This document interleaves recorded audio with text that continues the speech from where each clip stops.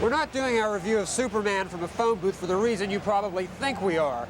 The reason that we're doing it from a phone booth is because the word that best describes Superman is phony. Superman, the movie, makes all sorts of promises that it just never delivers. For example, for months we've heard that Marlon Brando stars in Superman. By now, everybody must know that Brando has no more than a 10 or 15-minute role, which is over by the time the movie has just barely begun. It promises us a multi-million-dollar budget, something between $45 and $60 million. I don't know where it went. None of it's on the screen. It promises us great special effects, but the special effects are very erratic. Sometimes they're quite good. A lot of the time, they look like garbage.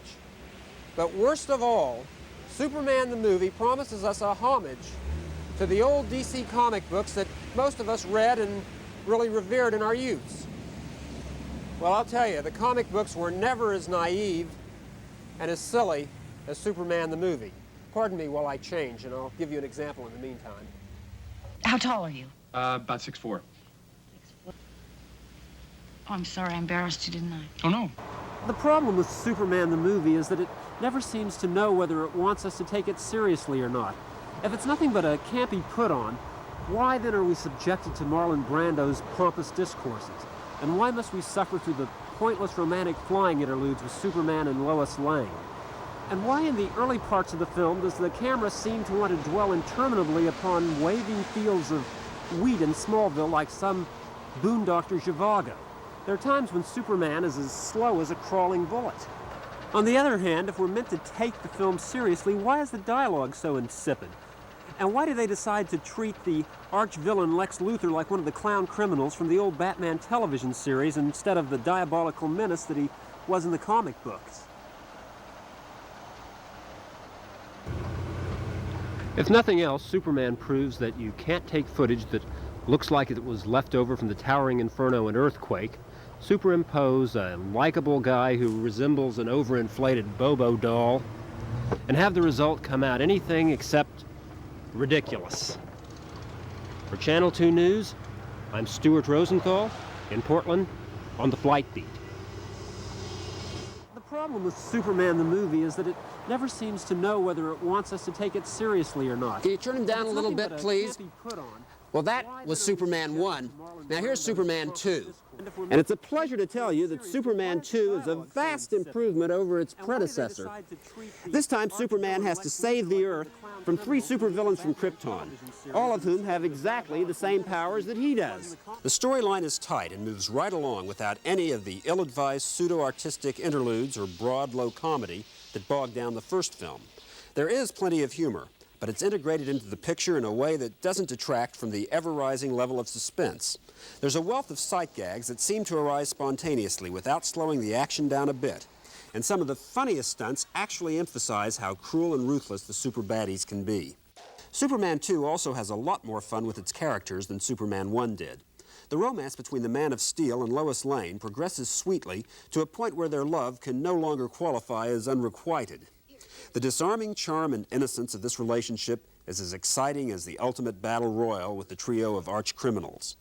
And for further spice, there's Lois's never-ending battle of wits with Superman's alter ego, Clark Kent. The credit for the marvelous vitality of Superman 2 belongs to Richard Lester, the director who took the film over after most of it had already been shot by Superman 1 director Richard Donner.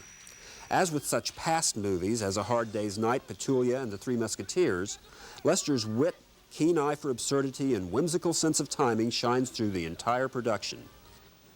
He's done a superlative job of telling a bigger-than-life adventure story without letting the massive scale overwhelm the delightful human quality. For Channel 2 News, I'm Stuart Rosenthal.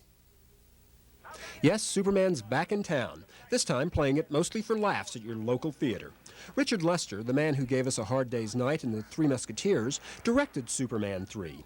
And this installment plays even faster and looser with Lester's madcap physical comedy than Superman 2 did. This time, instead of Gene Hackman as the sneaky arch-villain Lex Luthor, Robert Vaughn does the dirty work. He's a greedy industrial tycoon, the richest man in the world, who co-opts computer genius Richard Pryor into some economic double-dealing. Yes, I said Richard Pryor. And so much of this picture is tailored to Pryor's unique talent but his presence sets the overall tone. For example, there's Pryor telling Vaughn how Superman foiled his scheme to rain out Columbia's entire coffee crop. Chris Reeve gets an opportunity to do a few interesting things with Superman and Clark Kent, although his romance with Annette O'Toole as Lana Lang doesn't have the intensity of Superman 2's affair with Lois Lane. There are some marvelous gags, though. For instance, when a bunch of bad kryptonite turns Superman into a surly, malicious sociopath, and Superman's bad side slugs it out with his good side in the guise of Clark Kent. There are a couple of problems in Superman 3, though. The special effects are nowhere near as spectacular or convincing as they were in the first two pictures. In fact, even the flying sequences seem weak compared to what went before. Also, there seem to be two separate movies in Superman 3. One of them is a Superman picture and the other a Richard Pryor film. Both of them are good, but they don't really belong together or have much to do with one another, and they seem to have been forced together unnaturally. By all means, see Superman 3. And expect to enjoy it. But don't expect it to be the same sort of bravura adventure that Superman 2 was. I'm Stuart Rosenthal, Channel 2 News.